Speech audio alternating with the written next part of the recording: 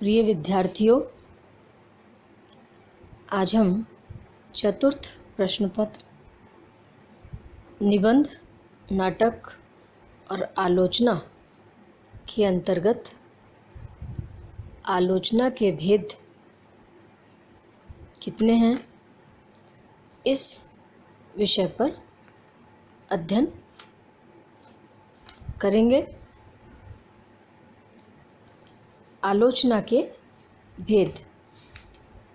साहित्य के मूल्यांकन के संबंध में समीक्षा का महत्व निर्विवाद है।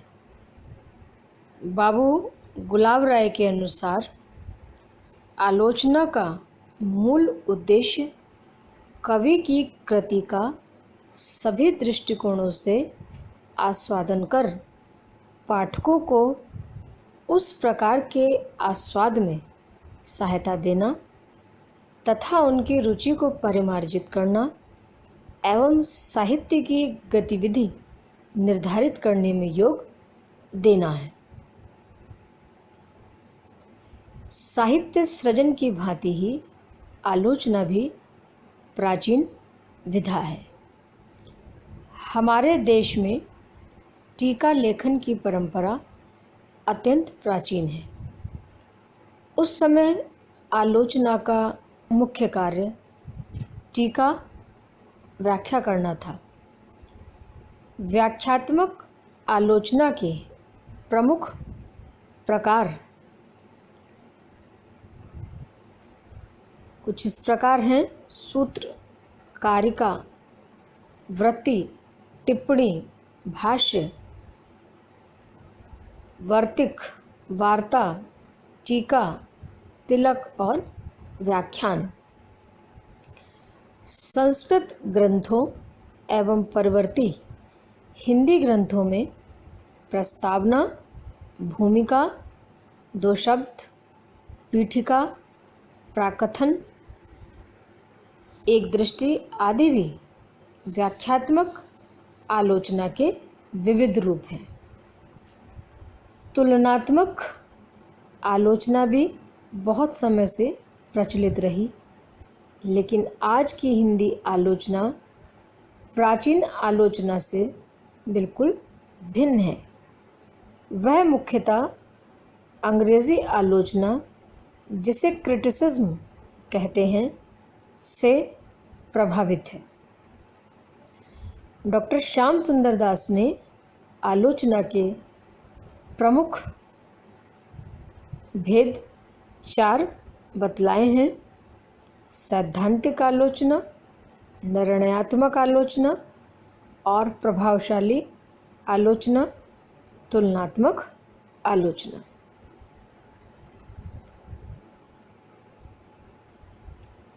आचार्य रामचंद्र शुक्ल ने आलोचना के केवल 2 प्रकार बतलाए: सैद्धांतिक और व्याख्यात्मक।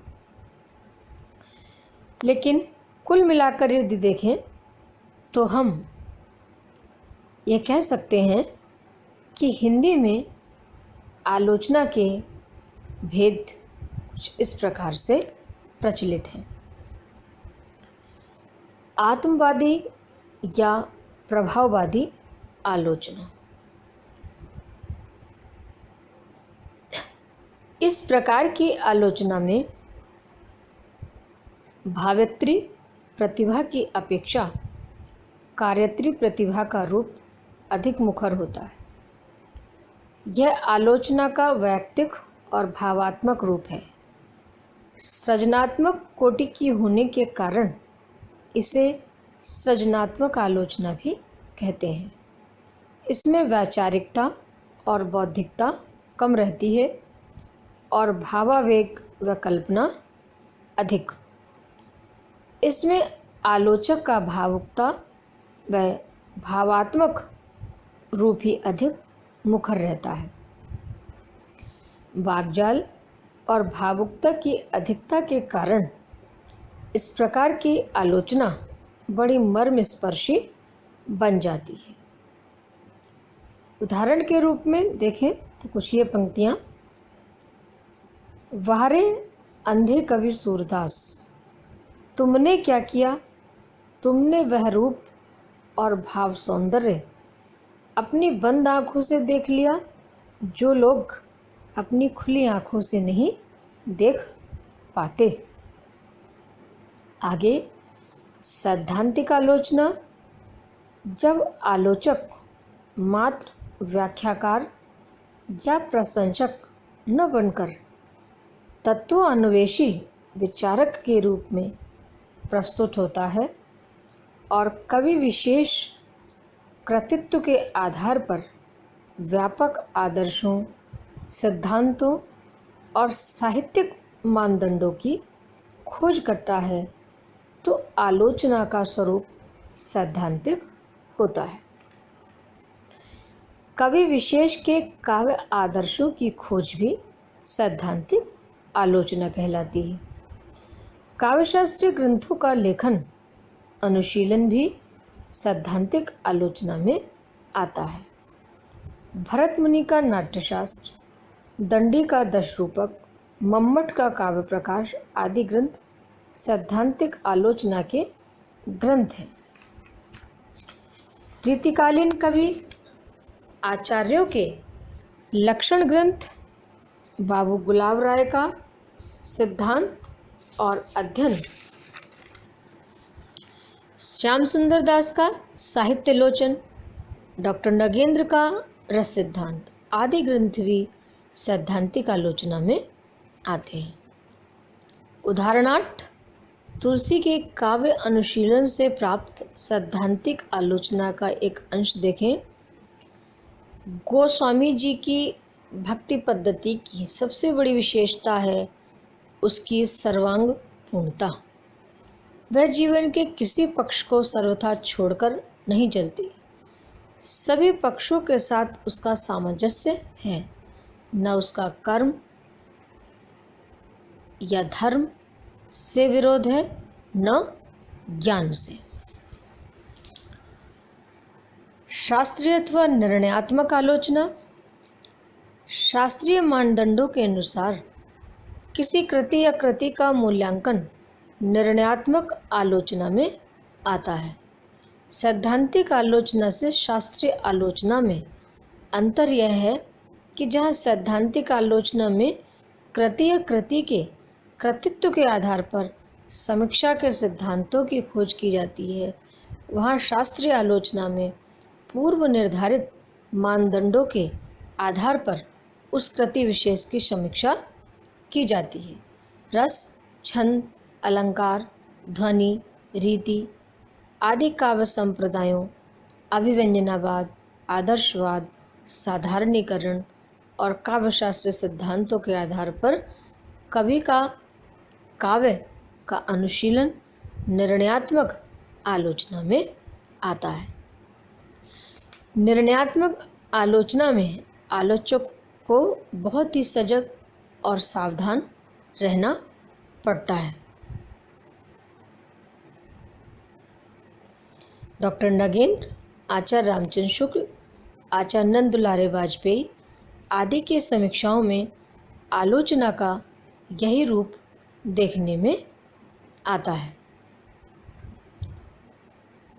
उदाहरण के रूप में साहित्य का प्रयोजन के संदर्भ में आचार्य नंद दुलारे वाजपेयी के समीक्षात्मक विचार देखें।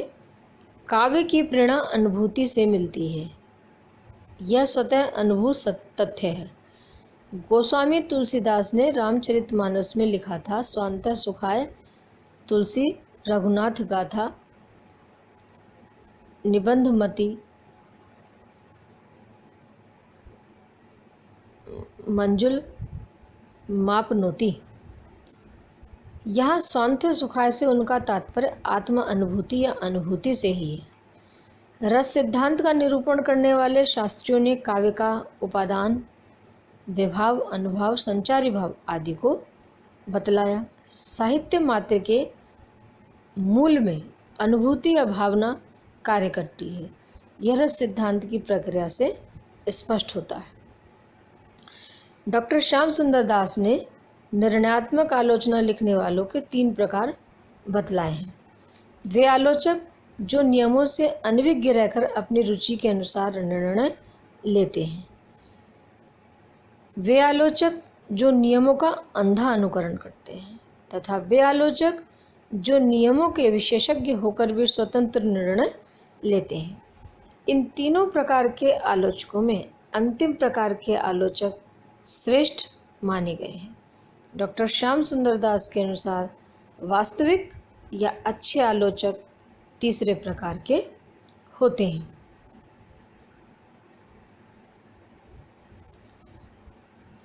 तुलनात्मक आलोचना। यह आलोचक दो या दो से अधिक कवियों या कृतियों का तुलनात्मक अध्ययन प्रस्तुत करता है तो उस समीक्षा को तुलनात्मक आलोचना कहते हैं। हिंदी में देव और बिहारी, सूर और तुलसी, तुलसी और केशव, तुलसी और जायसी आदि कवियों की तुलनात्मक समीक्षा बहुप्रचलित तथ्य है। ऐतिहासिक आलोचना। जब किसी कृति या कृति का मूल्यांकन उसके व्यक्तित्व एवं कृतित्व को प्रभावित व प्रेरित करने वाले धार्मिक, सामाजिक व सांस्कृतिक आदि विभिन्न परिस्थितियों के आलोक में किया जाता है तो आलोचना का स्वरूप ऐतिहासिक हो जाता है। वास्तव में किसी भी कवि कलाकार का सम्यक मूल्यांकन तभी संभव हो सकता है जब उसकी ऐतिहासिक पृष्ठभूमि को भी दृष्टि में रखा जाए। आचार्य रामचंद्र शुक्ल का हिंदी साहित्य का इतिहास, जायसी ग्रंथावली की भूमिका, डॉक्टर राम कुमार वर्मा का हिंदी साहित्य का विवेचनात्मक इतिहास आदि ग्रंथ ऐतिहासिक आलोचना का सुंदर दृष्टांत हैं। मनोवैज्ञानिक आलोचना। ज्ञान विज्ञान के साथ ही साहित्य के क्षेत्र में भी मनोविज्ञान गहरे तक प्रविष्ट हो गया है। आज मनोविज्ञान का आश्रय लिए बिना किसी कृति या कृतित्व का विश्लेषण करना उसे अपूर्ण रहने देना है। मनोवैज्ञानिक आलोचना लिखने के लिए आलोचक को न केवल साहित्यिक ज्ञान की अपितु मनोविज्ञान की जानकारी होना भी जरूरी है। मनोवैज्ञानिक आलोचक कार्य किंचित जटिल होता है। उसे मानव मनोविज्ञान का अध्येता तो होना ही चाहिए, साथ ही अपने परिवेश, संस्कृति आदि की जानकारी भी आवश्यक होती है। मनोविश्लेषणात्मक आलोचना। फ्रायड की मान्यता है कि कवि कलाकार समाज के अतृप्त प्राणी होते हैं जो अपनी दमित कुंठाओं और अतृप्त आकांक्षाओं की अभिव्यक्ति कलाकृतियों के माध्यम से करते हैं तथा उन्हें पढ़कर पाठक भी अपनी दमित आकांक्षाओं की आंशिक पूर्ति का अनुभव करता है। मनोविश्लेषणात्मक आलोचना में कृतियों के माध्यम से कृति के व्यक्तित्व का विश्लेषण किया जाता है।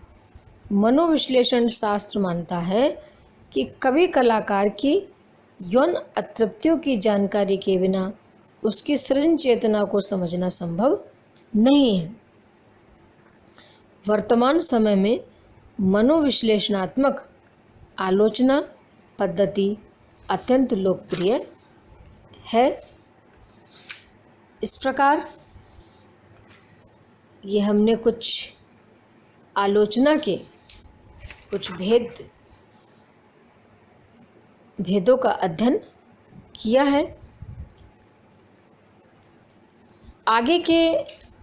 आगे हम इसी क्रम में प्रगतिवादी आलोचना का अध्ययन करेंगे। धन्यवाद।